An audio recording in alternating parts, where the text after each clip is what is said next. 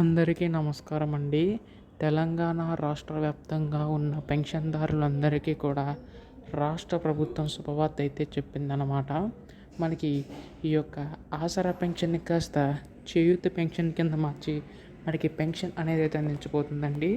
అయితే ఇక్కడ వృద్ధులు, వితంతులకి మనకి చూసుకున్నట్లయితే రూ. 4,000, దివ్యాంగులకి రూ.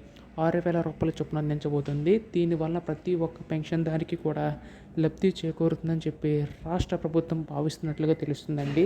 అయితే ఇక్కడ మనకు తెలుసుకోవాల్సింది ఏంటంటే, ఈ యొక్క పెన్షన్ సంబంధించిన నిధులు కూడా విడుదల చేయడానికి రాష్ట్ర ప్రభుత్వం సిద్ధమైనట్లు తెలుస్తుందండి.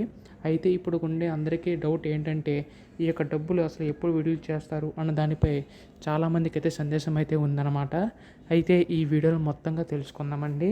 అంతకంటే ముందు కొత్తగా ఎవరైనా మన ఛానల్ని చూసినట్లయితే దయచేసి వెంటనే ఛానల్ అయితే సబ్స్క్రైబ్ చేసుకోండి. నేను పెట్టే ప్రతి లేటెస్ట్ అప్డేట్ కూడా మీకైతే ముందుగా తెలుస్తుంది. ఇంకా ఆలస్యం చేయకుండా వీడియోలోకి అయితే వెళ్ళిపోదాం. సో మనకి ఇక్కడ తెలంగాణ రాష్ట్ర వ్యాప్తంగా ఉన్న పెన్షన్దారులందరికీ కూడా రాష్ట్ర ప్రభుత్వం శుభవార్త అయితే చెప్పిందనమాట. మనకి గత ప్రభుత్వాల కంటే ఈ ప్రభుత్వం ఈ యొక్క పెన్షన్ పెంచి అందిస్తామని చెప్పి హామీ అయితే ఇవ్వడం అయితే జరిగింది కదండి.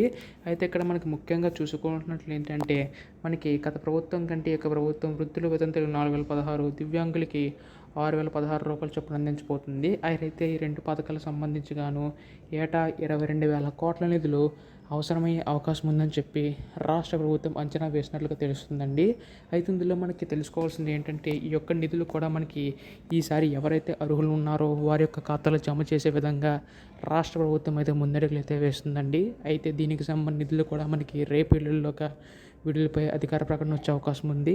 ఎప్పుడు దీనిపై అధికార ప్రకటన వచ్చినా మీరు ముందుగా తెలుసుకోవాలనుకుంటే దయచేసి వెంటనే ఛానల్ అయితే సబ్స్క్రైబ్ చేసుకోండి. ధన్యవాదములు. జై హింద్.